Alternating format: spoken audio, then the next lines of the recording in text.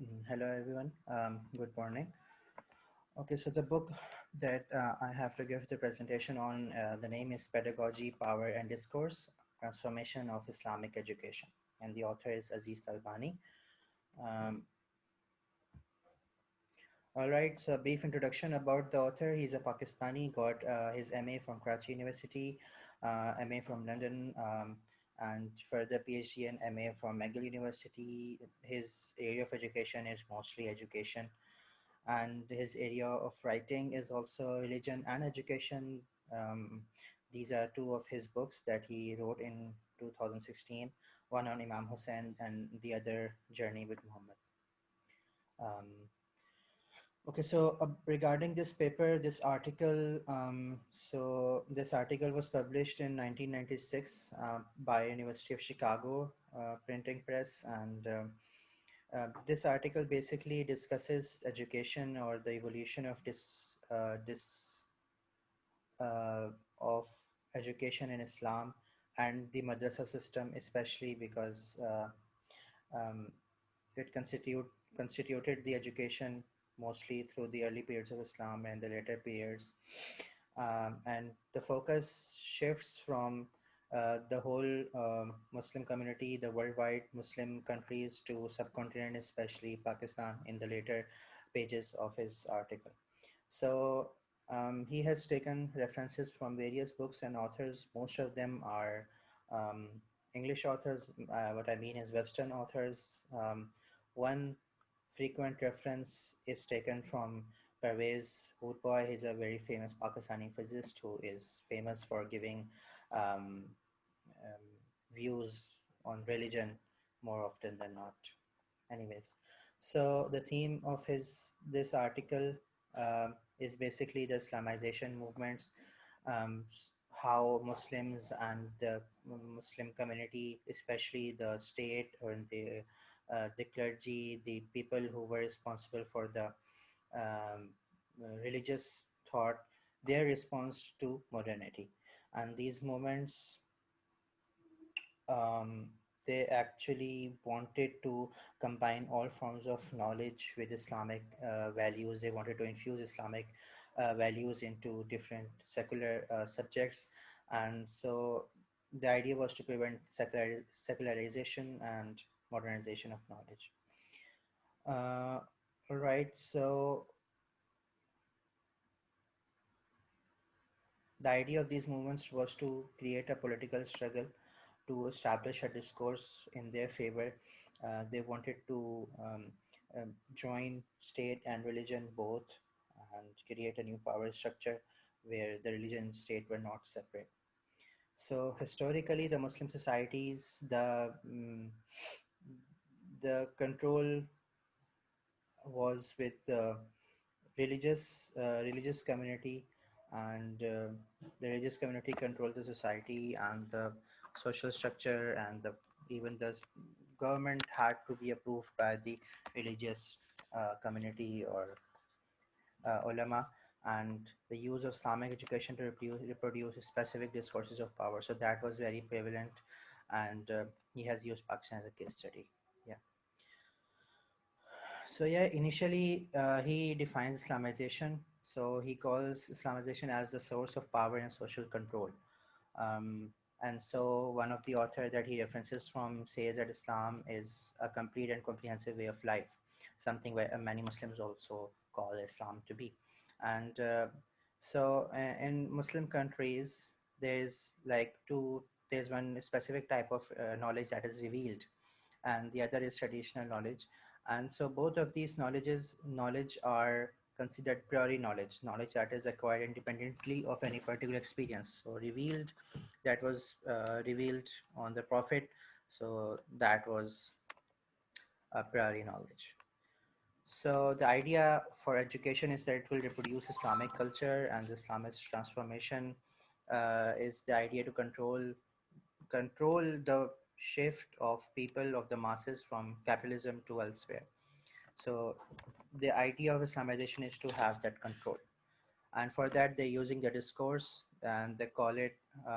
The author calls discourse an instrument of power, starting point for an opposing strategy.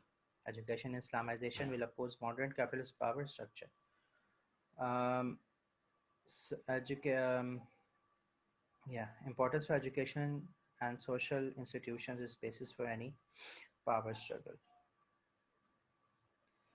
Then he tells that in Islam, Quran is the main source of knowledge, the core of knowledge, primary source of knowledge, and that with the change in time and place, this cannot invalidate the Quranic junctions or the uh, rules and regulations given by the Quran. And the power of legitimacy, it's basically certain people have this power, people who interpret Quran, and therefore in Islamization the political power lies in the control of those people who control interpretation and the discourse, and the religious groups really want to use these weapons to have that control. Tradition learning Islam. So before the advent of Islam, before Islam came into Arabia, there was no education system in the Arab world. After Islam came, we started having the Muslims started having congregational Friday prayers in the mosque, where it used to be the mosque used to be the social and cultural center at the time. So the learning or um, the education sort of institute, it was the first education institute in a way. People used to learn and memorize Quran, they used to learn the prophet's tradition, they used to learn biographical narratives from the prophet. There were other subjects too, but for the other subjects the curriculum wasn't fixed, and often you had to hire private teachers who had their own syllabi, and often you had to travel for education. In fact, as a religion, Islam encouraged people to travel to get education if they want to get a better education somewhere far away. And then we have the advent of madrasa. Madrasa, it is emerged as a place of the literal meaning is a place of learning, and it was madrasa was actually the initial schools in Islamic history. Those were called the madrasa. So these were center for organized learning. So before it was not that much organized. So in madrasa, other subjects were also taught in addition to the basic subjects like Quran, tradition, jurisprudence, and Arabic language. But the all other forms of knowledge, they were like not all the forms of knowledge were patronized by the madrasa. So according to the author, some areas where if someone wanted to study some particular fields, they had to uh, do in disguise of other subjects like medicine, which were allowed. And so I had this thought in my mind that if that really was the case, Ibn Sina was a Muslim chemist, how did he learn chemistry? I mean, was he in, I don't know. Anyway, the discourse of knowledge in madrasa, the initial objective of education in madrasa was that you get to have this bliss in hereafter, the life after you die. And for that bliss, the only way is a religious knowledge. You could learn other subjects, but they are not really necessary. And then the author has given types of reference of Al Ghazali, who said there are two types of knowledge. They're revealed, there's acquired, then revealed is priori knowledge, and acquired knowledge have has two types: transmitted and rational. And then there's desirable and undesirable knowledge, and undesirable knowledge constitutes of subjects like ancient knowledge and philosophy. Again, I had a small disagreement that if that was the case, if that was so prevalent, then how come we have so many Muslim philosophers in those 9th, 10th, 11th centuries? Anyways, a proof form of knowledge were to be acquired only to necessary for survival, while research inquiry uh, would be discouraged. So that is what he interpreted from Al Ghazali.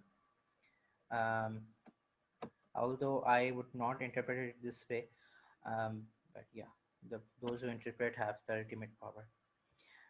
Anyways, these classification made jurists and muhaddis, the people who used to interpret the Prophet's, learn and interpret the Prophet's tradition, the final authorities.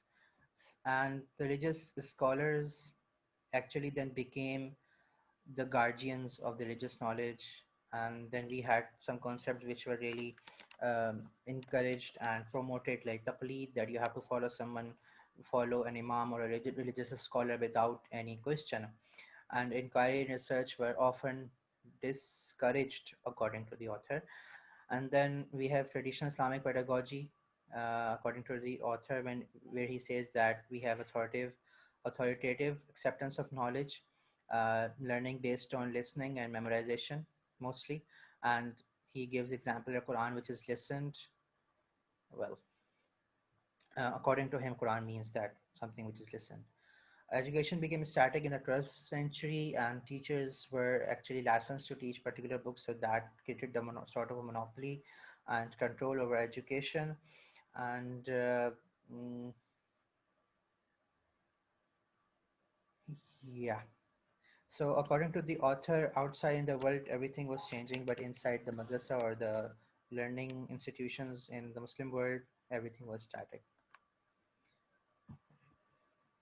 The consequences were that Muslims, they became really apathetic towards the scientific and philosophical matters. They would get, as far away as possible from those subjects, and the consequence of that was that they soon they were lagging behind in nearly every field that was present, and they wanted the religious and moral framework to engulf all the matters, but that wasn't coming out too good.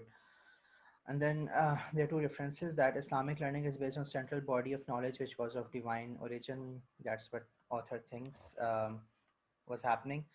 Thus, pedagogical discourse produced by the madrasa became an effective device for social control and resulted in an educational stagnation that still persists. So that educational stagnation that he think started in the 19th century in the madrasa, that is still persists till today, according to the author. Okay, so then we have a state control on and madrasa. So these both institutions were really linked together. Uh, that was because madrasa was, although had control over the discourse and the education, but it relied heavily on the elites and the government for political and financial support. And so the government used the madrasa and madrasa used the government, and mostly the state would use the power of finance and political support um, uh, to have their own choice of discourse from the madrasa, and so it became a tool of containment of social and ideological structure both by the state and by the madrasa, where each of them could gain some control. And so the state had this strategy that it would help some madrasas and it would neglect some others based on the ideas that they liked, or maybe some madrasas would um, oppose state, so they were neglected and like that. And the idea was also to tell masses that the government is being supported by the madrasa, meant the ulema or the Muslim religious scholars, so it gave the government a legitimization uh, and a way to control masses, obviously. And so it's again a quotation: to be a Muslim meant to identify oneself with symbols of social obedience and to extend loyalty to traditional authority systems. Result: the imposition of colonial rule created a serious threat to religiously oriented identities and loyalties. So basically, Muslims were used to following the state because the state was linked with the madrasa, which was their religious uh, leading institution.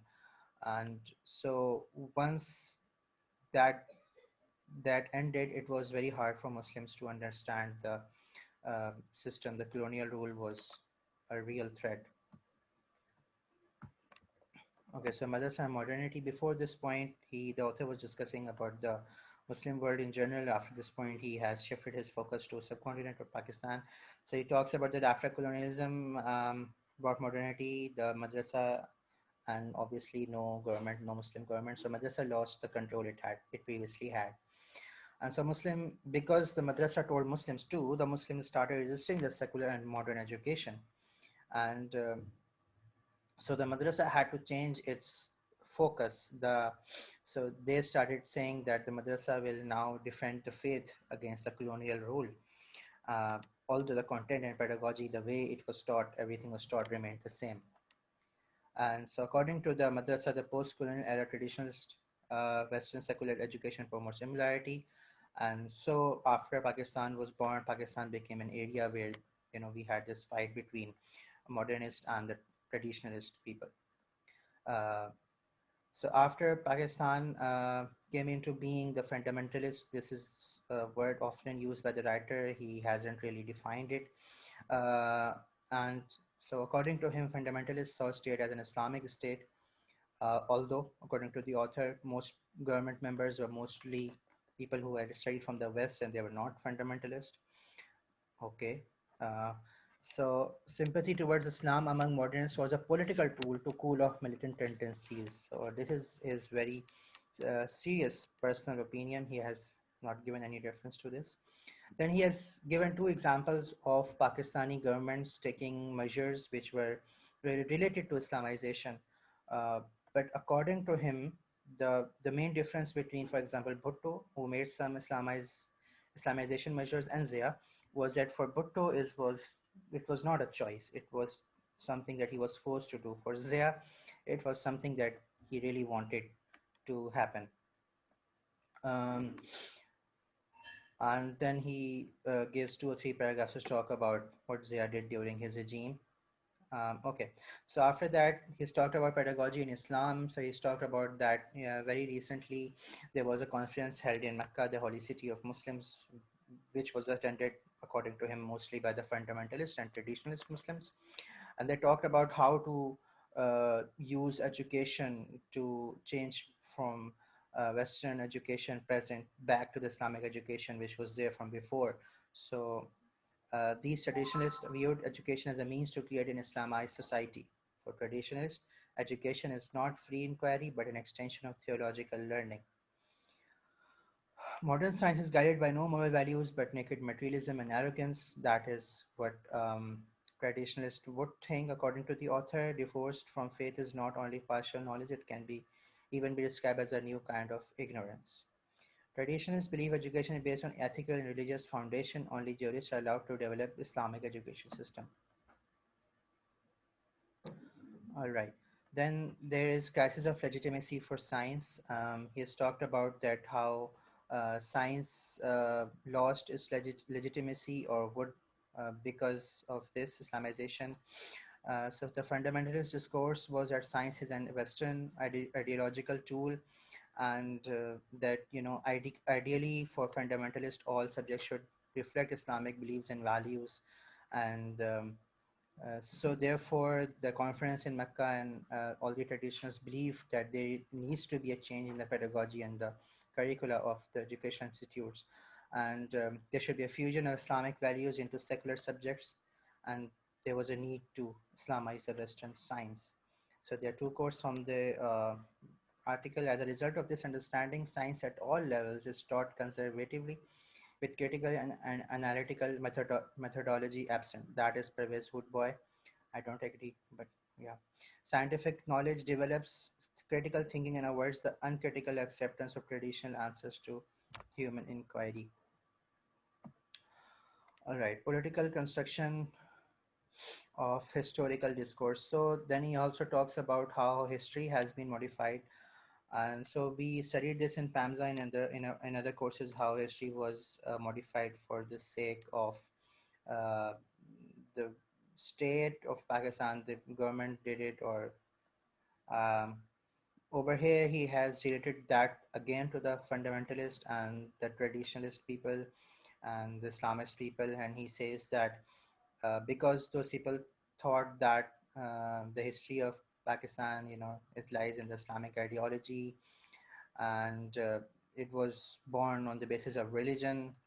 Um, well, and so according to him, and that Ali Jinnah, Muhammad Ali Jinnah was a secular leader, but was portrayed as an Islamic leader, or a leader with religious views by the traditionalist. And then he gave examples how history books were given the wrong impression that Muslims of India were outsiders and they were not people who actually lived there and converted to Islam. And and so, according to him, Pakistan was not an ideological Islamic state, but a secular nation state, according to Ali Jinnah. Also, in the history books that we have today, in the government history books at least, there's a lot of highlighting of the ulama, glorifying the army, because these are the two groups who have the ultimate control, and any other control has to be legitimized by them. I would somehow agree with this. This needs to happen in Pakistan. Okay, so conclusion is that he sums up by saying that in past Islamic discourse excluded non-Islamic knowledge. So It focused only on the knowledge that was related to the revealed knowledge and the traditional knowledge, and the other knowledge was considered auxiliary. And in the present, however, the traditionalists have somehow tried to fuse all the different domains of life with Islamic discourse. Um, and the reason why Islamization has been so famous that it is that it is sort of an alternative to capitalist system. Failure of secular government also plays a hand in the fame of Islamization, and some experiments, according to the author again, have shown Islamic ideology has also failed. And the reason for this that he gives is that ulama never reached consensus what constitute Islamic education, etc. Um, okay. Emphasis on ideological education has intensified cultural and religious differences. So, according to him, if he would continue with this ideological education, it would intensify cultural and religious differences. And but uh, he thinks that people in Pakistan are really resisting towards this discourse of madrasa and ulama because people are going after English medium schools and other Western modern schools. Um, Thank you.